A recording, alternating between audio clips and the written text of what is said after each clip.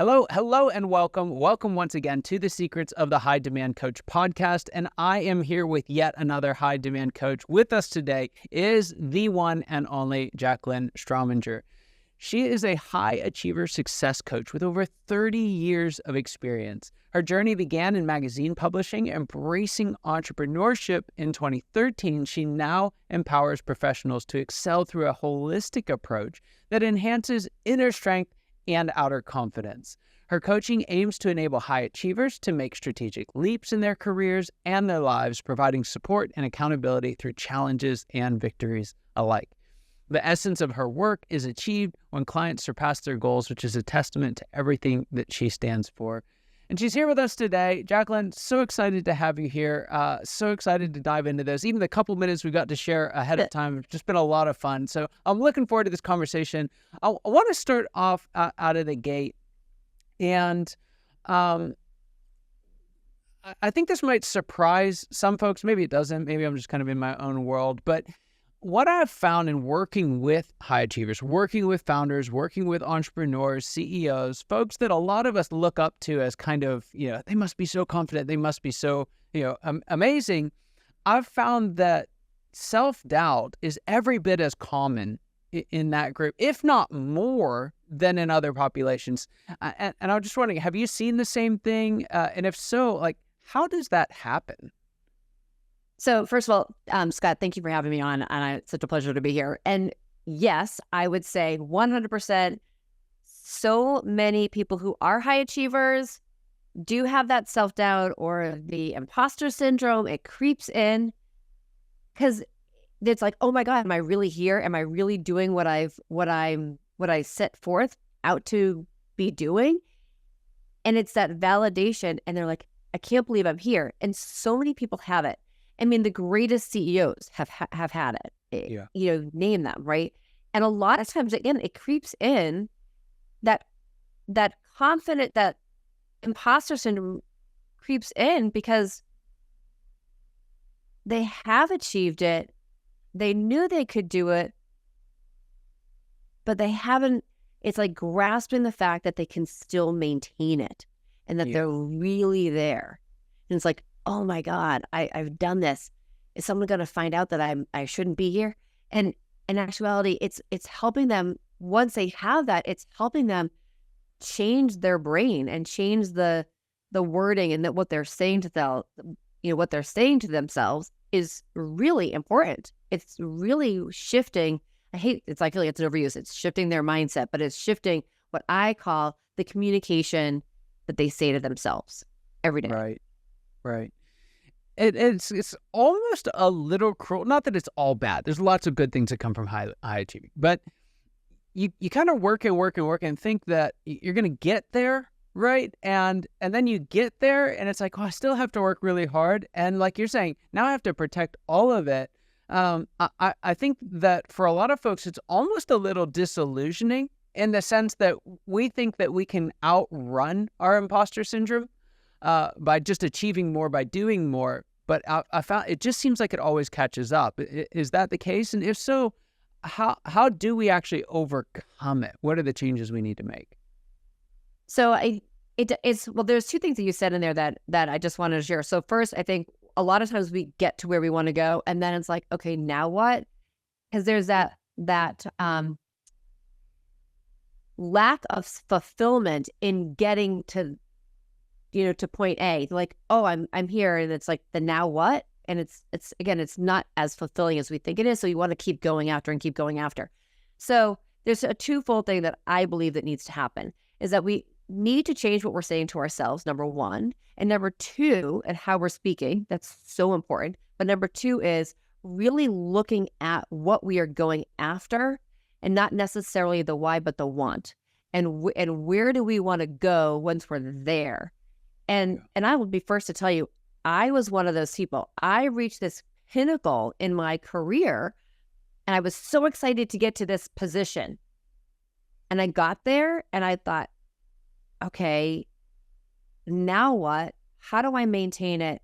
People are going to think I'm a fraud because if I don't maintain it, but I got here, and it doesn't feel so great. I mean, it's, yes, I can put a plaque on the wall, but when it came down to it, it's that was going after the wrong thing, at least in my mind, what I needed to focus on. And so when we switch that and we change what the focus is on and where we want to go, we soar. And not that imposter syndrome doesn't creep in, but our focus changes on what we're going after. And the business part of it kind of happens, but we see the goals differently and they become more fulfilling. Yeah. And I'd be interested in your take on this. For me, it seems like it's not so much like, have you chosen the right or wrong goals? There's lots of people come out and say, this is always a wrong goal or this is always a right goal. But I found much more importantly than that is, what are the right goals for you? Like, are you actually setting your goals or are you pursuing someone else's vision for your life? Where do you stand on that? So, huge proponent of each and every one of us, CEO, entrepreneur, person who's moving up in their career, we each have to have our own set of goals, but it's all those goals are tied back to our personal mission. And I talk a lot about, I have this framework, it's the LEAP framework, and it starts with leveraging communication. And the leveraging communication is the communication that we say to ourselves in our mission and our mantra statement, looking at and dissecting what is my achievement code, what's your achievement code, what's that achievement code that we need to live by that guides, that's our guiding force behind us, and how does that work into that mission statement? And then how does that work into the goals that I'm setting for me, both my business and my life? And I really feel that everybody has their own mission, and that we need to start, whether you're, and again, no matter where you are in your life, in your career, or your business, we need to start by being first and foremost the CEOs of our own life. And it starts up here, right? So if you think about, I'll up here, I'm the CEO of my life. And then I have my personal part and my family, and then I've got my business. But the code that we live by and our mission starts at the top, and they kind of funnel down into both our business and our life. Yeah, that's so true. And it's gonna be so different. Like your goals and your mission may be very different from mine, and our values may be different. But the key is, if you're running your business and you're an entrepreneur, the people that you're bringing in and that achievement code that you're living by, that's also going to create the energy. And as I always say, that's the E in the LEAP, is that vibe is going to attract the right tribe, the right clients, the right partners. And we need to, and it incorporates also into that mission. Yeah. So we've got someone listening today. They're already achieving at a very high level. Their friends and family are kind of looking at them saying, like, you've got this all figured out, but like, why should someone who's already performing in a high way, why should they pursue coaching? And what should they look for in a coach?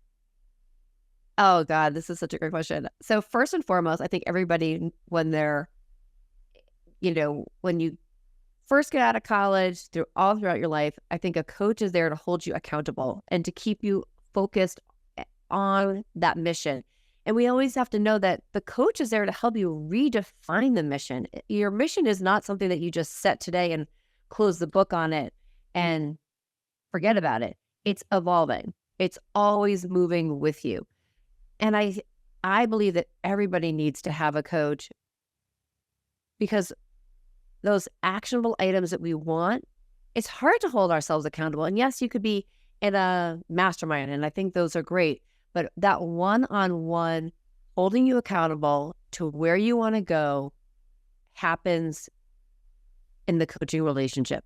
Yeah. The coach is there to help you measure, as I like to say, MMA, measure, monitor, and adjust your life and your business throughout every stage and age. Right. One of the things, and I couldn't agree more with that, one of the things I've also found that a coach does, go back to one of your earlier points, is to help us navigate the now what moments, right? It's one of those things like, you done all this, you succeeded, you accomplished something, and then especially high achievers find themselves just like, well, now what do I do? What's next? I was working with a client and they did all this work of just kind of freeing themselves up to be the executives they needed to be for the company, right? They trained folks, they delegated, it was awesome. And he came into a session, he's kind of like, I don't know what to do with my hands. It was like, Ricky Bobby moment, and Right. and I realized it's like, that's actually the perfect time, because you can have someone who can take that outside perspective and really challenge the way that you're thinking, the way that you're behaving, and provide the support through that whole process. When Yes. folks reach that now what moment, what advice do you find yourself giving to them more often than not? When they reach that now what moment, we go back to what that mission is and see what they want. Like, where did they start? What do they want? And where do they see themselves, in 6 months, 5 years? Like, where do they want to see themselves? And sometimes it's, I've gotten to the point where I can be the person that's running the company. I don't need to be in the company, and it creates a different path. Or maybe it's, I want to do more, or it's creating maybe the philanthropic part of their life. So it really comes back to defining, again, what their mission is. And I think it's so important that each and every one of us look at that mission and where we want to be in both in our business and our life. And when we get to that, now what? Okay, now I get to do the next thing. And that's also what I think what I love about coaching people is that we can keep those next things on the horizon, and it becomes more fluid versus a stopping point. Like, oh, now what? Oh, I know where to go. Yeah. I have a path. Or if we do need to change the path, we can do it. Right. And not having to navigate that alone, there's just something to be said for that. It's really important. So I love that. I love also that you've tied kind of business and life. I found particularly entrepreneurs can be guilty of being so dialed in on their business mission, right? And they're so aligned at the beginning, but they just drift further and further as the organization gets bigger and success changes, that they don't take the opportunity to come back and say, hey, not just business, but life as well. What would you say for someone who's feeling that? Let's take an entrepreneur, for example. They've kind of built the business, they've achieved the goals, but they're wondering, like, is this really it? How do you help them to kind of clarify not just the next hill to die on as a business, but their mission in life? Well, one of the things that we do is that we start looking at where, what you break out.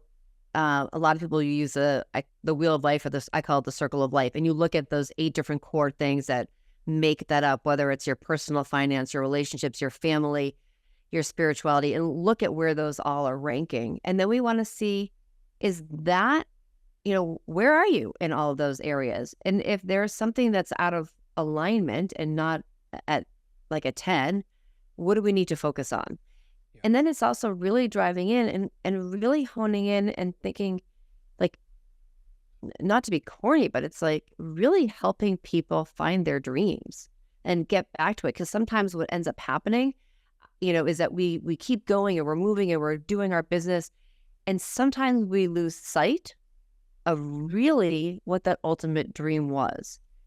And it can change. So we want to bring them back to that. And we start, again, by looking at the circle of life and those elements that make that up, and also looking at the direction that they're going, because they could have built this great business, and instead of saying, no, almost like not the now what, it's what can we do next? What's the next thing that we can accomplish? What's going to be the next thing that's going to fuel my soul with the business? Or maybe it's the point in time where they do need to make, as I love to say, level up or level out. Yeah. Is that the point? And we kind of look at that. Yeah. We had a guest on in the past who framed it so well. He said, it's not have to, it's get to, right? You get to this moment where you shift, and it's a new skill set. It's really fascinating. So, Jaclyn, there's a question I like to ask all my guests. I'm eager to hear what you have to say. But the question is this: what is the biggest secret you wish wasn't a secret at all? What's that one thing that you wish everybody watching or listening today knew? God, I have quite a few. But I would say one of the biggest secrets, and I guess it's, again, no secrets are really secret because they're all out there. But to remember that you are your brand and that networking is not something that, networking is really important. And that as we are moving through our business and as an entrepreneur, don't forget to stay connected with people because it's really important and it does help you stay true to your mission because you have to be out there connecting. So if you can be out there connecting and you know who you are and what you want, it'll help you stay focused. Yeah. So good. So good. So, Jaclyn, there's some folks listening and it's just every word's resonating with them. They want to know how they can find more out about you, the work that you do, potentially even start working with you as their coach. How can they find more out about you? Where can they go next? The best thing to do is go to my website. Go to leaptoyoursuccess.com. And I have an amazing free journal. It's called the Unstoppable Achievers Journal. I'm all about helping people be unstoppable. Grab the journal, and the greatest thing is I invite everybody to grab the complimentary call that comes with it. There's a QR code in there. So go to my website, leaptoyoursuccess.com. Fantastic. Excellent.